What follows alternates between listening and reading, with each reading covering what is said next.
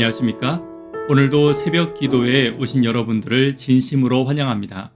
오늘 말씀의 제목은 진리를 가까이 하는 것이 유혹을 이기는 길입니다.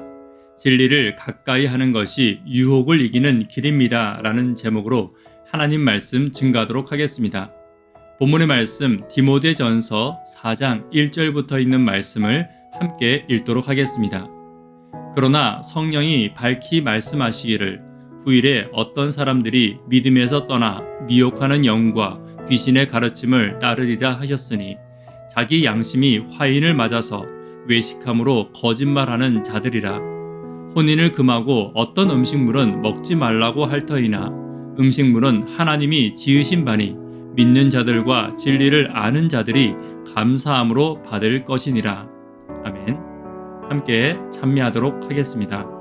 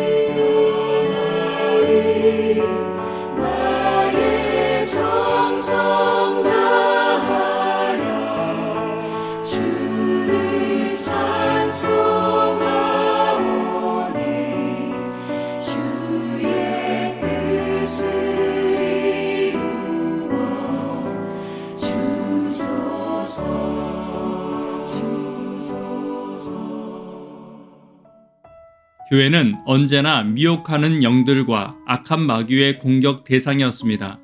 그리고 지금도 하나님이 가장 사랑하는 교회를 악한 마귀는 끊임없이 공격하고 있습니다. 우리가 마귀의 공격을 자세히 연구하고 죄에 대해서 깊이 공부할 필요는 없습니다. 오히려 진리를 더 깊이 연구하며 마귀의 악한 공격에 흔들리지 않기를 위해 더 애써야 할 것입니다. 그러나 마귀가 교회의 어떤 곳들을 즐겨 공격하는지를 살피고 대비하는 것은 필요합니다. 그리고 악한 마귀가 공격해 올 때 내가 싸워 이기려고 해서는 안 됩니다. 악한 마귀의 공격에 성령께 기도하며 성령의 지혜로 대처하는 일이 저와 여러분들에게 필요할 것입니다. 악한 마귀는 지금 저와 여러분들의 교회를 어떻게 공격하고 있습니까? 첫 번째는 미혹하는 영을 보내어 공격하고 있습니다. 1절입니다. 그러나 성령이 밝히 말씀하시기를 후일에 어떤 사람들이 믿음에서 떠나 미혹하는 영과 귀신의 가르침을 따르리라 하셨으니 하나님을 신실하게 따르는 자들에게 악한 마귀는 미혹하는 영과 귀신을 보내어 공격합니다. 미혹한다는 말은 거짓말하는 영을 이야기하고 있습니다. 이 말의 유래를 살펴보자면 방황하게 하다, 그리고 길을 헤매게 하다라는 뜻을 가지고 있습니다. 특별히 진리에 있어 명확하지 않은 진리를 가르친다든지 또한 논쟁이 될 만한 말과 이야기를 퍼뜨려서 백성들의 길을 방황하게 하고 헤매게 하는 자들을 말하는 것입니다.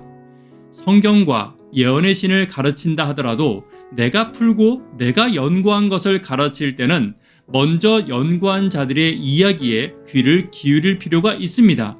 이것이 겸손함을 잃지 않는 것입니다. 또한 가르치는 일을 하는 설교자나 교사 역시 지금의 교회를 비판하고 비난하는 것은 예수님의 방법이 될 수 없습니다. 겸손한 마음으로 또한 자신보다 남을 낮게 여기는 마음으로 나눌 수 있어야 합니다. 자신이 가진 안목과 지혜를 양해의 마음으로 나누는 것이 옳은 태도일 것입니다. 작게라도 교회의 분쟁이나 또 성도들의 길을 흔들고 방황하게 하는 것은 예수님의 방법이 아닙니다. 예수님은 길을 제시하실 때 항상 성령께서 주시는 언어로 하셨으며 사랑을 잃지 않으셨고 겸손의 언어로 가르치기보다는 감화를 먼저 나누셨습니다. 오늘 예수님의 방법과 길을 따르는 저와 여러분 되기를 간절히 바랍니다. 두 번째, 악한 마귀는 양심에 화인 맞은 자를 사용합니다. 2절입니다. 자기 양심이 화인을 맞아서 외식함으로 거짓말하는 자들이라. 화인은 인두로 찍는 낙인을 말합니다. 이전에 노예를 매매할 때 소유를 표시하는 방법이었습니다. 화인 맞은 부위는 처음에는 매우 아프지만 시간이 지나면 딱딱해져서 감각을 완전히 잃어버리게 됩니다. 악한 마귀는 거짓말하는 자들을 좋아합니다. 어떤 이들은 거짓말과 거짓 행동에 매우 익숙한 사람들을 보게 됩니다. 그들은 자신의 행동과 말이 잘못이라는 사실을 전혀 모릅니다. 그렇기에 거짓에 너무 익숙해서 그것을 보는 사람들도 눈치채지 못하는 것입니다.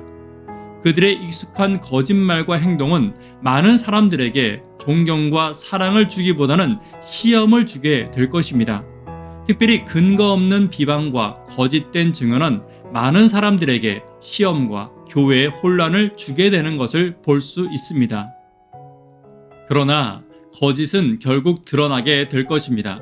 사단은 결국 패배할 것이며 외식하며 거짓말하는 자들도 결국 함께 멸망당할 것입니다.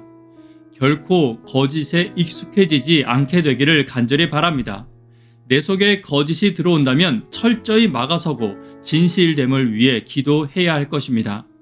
또 외식하며 거짓을 행하는 자들을 만나게 된다면 그들을 정죄하는 것은 하나님께 맡겨야 합니다. 나는 되도록 그들을 멀리하며 그들의 비판의 소리와 비난의 소리에 귀 기울이지 않도록 노력해야 합니다. 이전에 조선의 선비들은 나쁜 소리를 들으면 귀를 3번 씻었다고 합니다.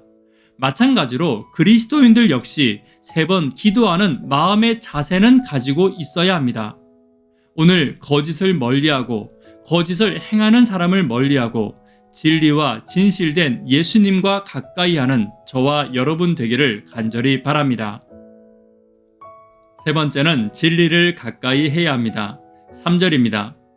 혼인을 금하고 어떤 음식물은 먹지 말라고 할 터이나 음식물은 하나님이 지으신 바니 믿는 자들과 진리를 아는 자들이 감사함으로 받을 것이니라. 당시 초대교회에는 금욕주의의 풍조들이 많이 있었습니다.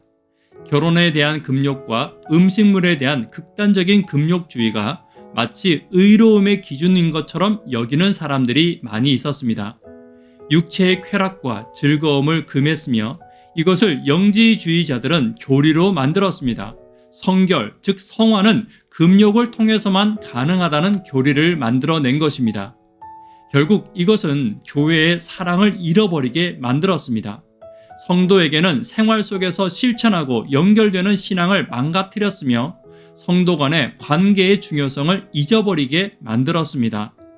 성경에 없는 가르침을 가르치고 배우는 사람들은 성경과 멀어질 수밖에 없습니다.